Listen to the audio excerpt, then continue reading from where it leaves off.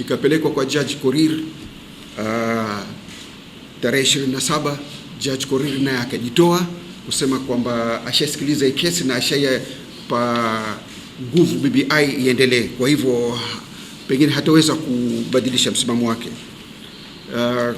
Judge Korir akairudisha kwa John Mativo for mentioning, na tarehe 11 Mativo akajitoa katika hii kesi mara nyingine.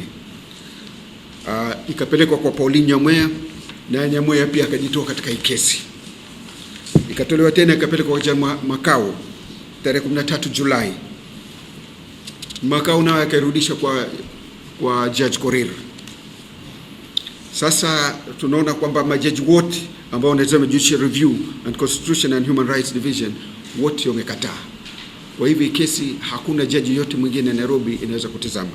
Kesi jana file imepelekwa kwa Chief Justice na atizame jaji mwingine, lakini Nairobi pale hawezi tena kutazama, lazima ipelekwe Machakos au Kisumu au Mombasa, I don't know where.